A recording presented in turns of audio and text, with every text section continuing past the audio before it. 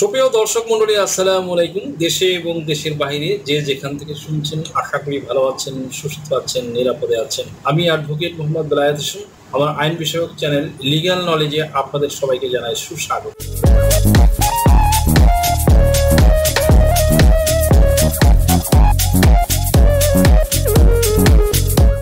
ঢাকা দক্ষিণ সিটির জন্ম নিবন্ধন নিয়ে পাসপোর্ট সহ সব জটিলতা কাটলো। প্রায় এক বছর পর ঢাকা দক্ষিণ সিটি কর্পোরেশনের জন্ম নিবন্ধন নিয়ে জটিলতা দূর হলো। গত 14 আগস্ট বুধবার স্থানীয় সরকার বিভাগের এক অফিস আদেশে ঢাকা দক্ষিণ সিটি কর্পোরেশনের সিএসসিসি জন্ম ও মৃত্যু নিবন্ধন কার্যক্রম কেন্দ্রীয় জন্ম ও মৃত্যু নিবন্ধন সার্ভারের মাধ্যমে পরিচালনা করতে বলা হয়েছে। এখন পর্যন্ত দক্ষিণ সিটিতে যত নিবন্ধন হয়েছে তার তথ্য কেন্দ্রীয়ভাবে জমা করারও নির্দেশ দেওয়া হয়েছে। এখন থেকে দক্ষিণ সিটির নিবন্ধনের সব ফিও সরকারের নির্ধারিত করে জমা নিতে হবে। দক্ষিণ সিটির আওতায় বিভিন্ন আঞ্চলিক কার্যালয়ে করা জন্ম নিবন্ধনের তথ্য এতদিন কেন্দ্রীয় সার্ভার বা সফটওয়্যারে জমা না হওয়ায় গুরুত্বপূর্ণ কাজে তা ব্যবহার করা যেত না। বিশেষ করে পাসপোর্ট করা যেত না। অনেকে দক্ষিণ সিটিতে করা জন্ম নিবন্ধন নিয়ে পাসপোর্ট করতে গেলে ব্যক্তির তথ্য পাওয়া যায়নি জানিয়ে ইমিগ্রেশন ও পাসপোর্ট অধিদপ্তরের আঞ্চলিক কার্যালয় থেকে ফেরত পাঠানো হতো। এক পর্যায়ে পাসপোর্ট করার প্রয়োজনে অনেকে দক্ষিণ সিটির বাইরে অন্য এলাকায় বা গ্রামের বাড়ির ঠিকানায় জন্ম নিবন্ধন করেছেন। জানা গেছে দক্ষিণ সিটির সাবেক মেয়র ফজলে নূর তাপসের অবস্থানের কারণে স্থানীয় সরকার বিভাগ একাধিক চিঠি দিলেও কোনো কাজ হয়নি। সংশ্লিষ্ট সরকারি কর্মকর্তারাও আইন ও বিধির যুক্তি দিয়ে মেয়রকে বোঝায়নি। মেয়র যা বলেছেন তাতে সায় দিয়েছেন। পৃথক সিস্টেম তৈরি করে জন্ম ও মৃত্যু নিবন্ধনের কাজ চলছিল। ওই সিস্টেমের মধ্যে সরকারি প্রতিষ্ঠানগুলোর কোনো সমঝোতা স্মারক MOU না থাকায় প্রতিষ্ঠানগুলো দক্ষিণ সিটিতে জন্ম ও মৃত্যু নিবন্ধন করা ব্যক্তির তথ্য দেখতে পেত না। কারণ দক্ষিণ সিটি ছাড়া সারা দেশের জন্ম ও মৃত্যু নিবন্ধন সংক্রান্ত তথ্য কেন্দ্রীয়ভাবে রেজিস্ট্রার জেনারেলের কার্যালয়ের হাতে। সাময়িকভাবে শুধু স্কুলে ভর্তি ছাড়া দক্ষিণ সিটির জন্ম নিবন্ধন কোনো কাজ। আপনার কি ভিজিট ভিসা বা স্টুডেন্ট ভিসা বা সার্ভিস ভিসার জন্য ফিনান্সিয়াল এফিডেভিট প্রয়োজন? Sponsorship affidavit, relationship affidavit, support affidavit, asset valuation, property valuation এছাড়া অন্য সকল ধরনের এফিডেভিট নিতে আজই ডায়াল করুন 01724583880 নম্বরে। ফলে দীর্ঘ সময় ধরে দক্ষিণ সিটির বাসিন্দারা ভোগান্তির মধ্যে দিয়ে যাচ্ছিলেন। নতুন অফিস আদেশ অনুযায়ী কাজ শুরু হয়েছে বলে জানিয়েছে দক্ষিণ সিটি কর্পোরেশনের জনসংযোগ কর্মকর্তা মোহাম্মদ আবু নাসের। অফিস আদেশটি আমি ভিডিও শেষে আপনাদের দেখিয়ে পড়ে শোনাবো, তাই ভিডিওটি না টেনে শেষ পর্যন্ত দেখুন। গত 15 আগস্ট প্রথম আলোকে তিনি বলেন, 14 আগস্ট তারা চিঠি পেয়েছেন। এখন থেকে চিঠির নির্দেশনা অনুযায়ী আঞ্চলিক কার্যালয়গুলো কাজ করা শুরু করেছে। গত প্রায় এক বছরে দক্ষিণ সিটি থেকে যারা জন্ম ও মৃত্যু নিবন্ধন করেছেন তাদেরকে আবার নতুন করে নিবন্ধন করতে হবে কিনা জানতে চাইলে তিনি বলেন, সেগুলো বাতিল হবে না। ওই নিবন্ধনগুলোর তথ্য কেন্দ্রীয় সার্ভারে পাঠিয়ে দেওয়া হবে। জানা গেছে গত বছরের অক্টোবর থেকে এ পর্যন্ত 10.5 মাসে দক্ষিণ সিটি থেকে 78,956টি জন্ম নিবন্ধন এবং 1,471টি মৃত্যু নিবন্ধন হয়েছে। এর আগের 4 মাস জন্ম ও মৃত্যু নিবন্ধনের ফি নিজস্ব তহবিলে জমা দেওয়ার দাবিতে নিবন্ধনের কাজ বন্ধ রাখে দক্ষিণ সিটি। অফিস আদেশে যা বলা হয়েছে, গত 14 আগস্ট স্থানীয় সরকার বিভাগের উপসচিব মোহাম্মদ শামসুল ইসলামের সই করা অফিস আদেশে বলা হয়, ঢাকা দক্ষিণ সিটি কর্পোরেশন অধিক্ষেত্রে জন্ম ও মৃত্যু নিবন্ধন কার্যক্রম কেন্দ্রীয় জন্ম ও মৃত্যু নিবন্ধন সার্ভার বা সফটওয়্যারের মাধ্যমে পরিচালনা করার জন্য স্থানীয় সরকার বিভাগ থেকে গত 27 মার্চ, 13 মে ও 5 জুন নির্দেশনা দেওয়া হয়েছিল, কিন্তু এ পর্যন্ত কোনো নির্দেশনা পালন করা হয়নি, যা আইন ও বিধির সুস্পষ্ট লঙ্ঘন। 14 আগস্ট অফিস সময়ের মধ্যে এ বিভাগের 5 জুন পাঠানো চিঠির নির্দেশনা অনুযায়ী বাধ্যতামূলকভাবে রেজিস্ট্রার জেনারেলের কার্যালয়ে কেন্দ্রীয় সার্ভারের মাধ্যমে পরিচালনা করার নির্দেশনা দেওয়া হলো। জন্ম ও মৃত্যু নিবন্ধন বাবদ ইতিমধ্যে নেওয়া সব ফি ট্রেজারি চালানের মাধ্যমে নির্ধারিত করে জমা করে চালানের অনুরূপী অতি দ্রুত এ বিভাগে স্থানীয় সরকার বিভাগ পাঠানোর নির্দেশনা দেওয়া হলো।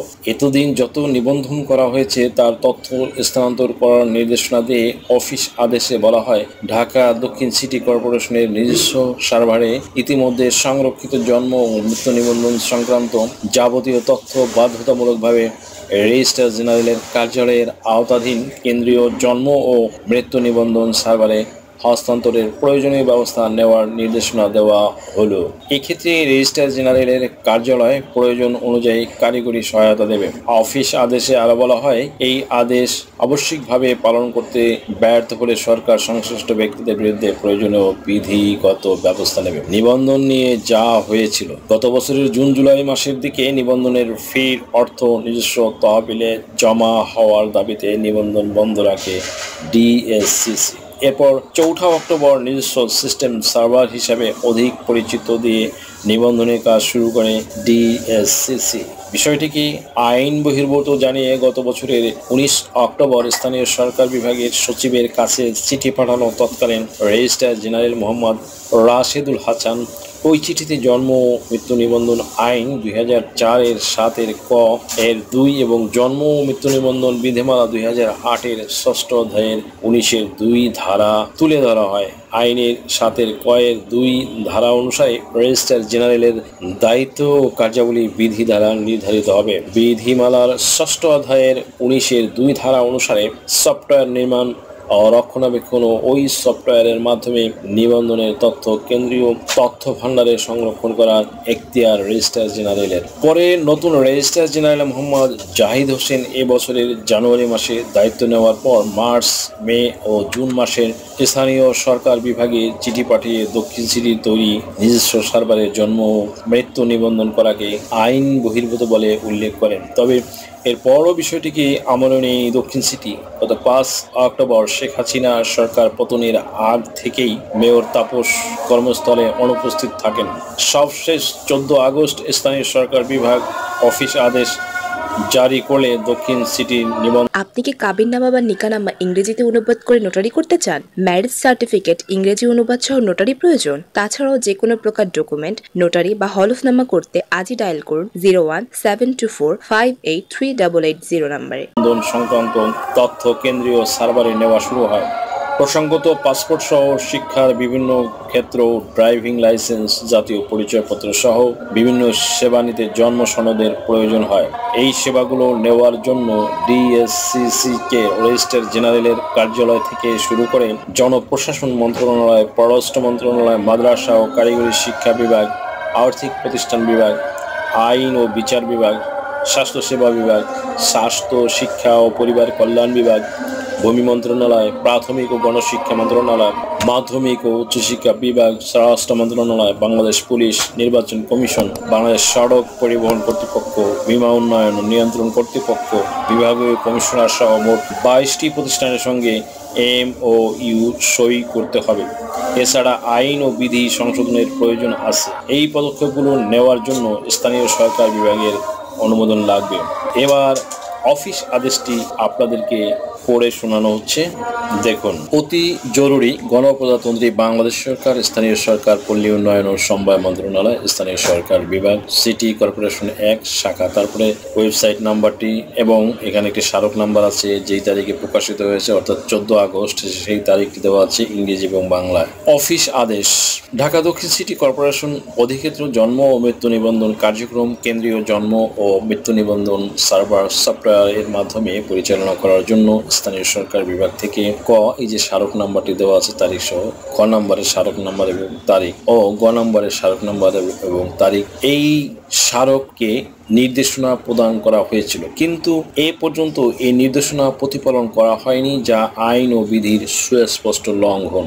2 নম্বরে, এমতাবস্থায় ক 14 আগস্ট 2024 তারিখ অফিস সময়ের মধ্যে এই বিভাগের 5 জুন 2024 তারিখে 605 নং স্মারকে প্রেরিত পত্রের নির্দেশনা অনুযায়ী বাধ্যতামূলকভাবে রেজিস্ট্রার জেনারেলের কার্যালয়ে কেন্দ্রীয় জন্ম ও মৃত্যু নিবন্ধন সার্ভার সফটওয়্যারের মাধ্যমে ঢাকা দক্ষিণ সিটি কর্পোরেশন অধিক্ষেত্র জন্ম ও মৃত্যু নিবন্ধন কার্যক্রম পরিচালনা করার জন্য নির্দেশনা প্রদান করা হলো।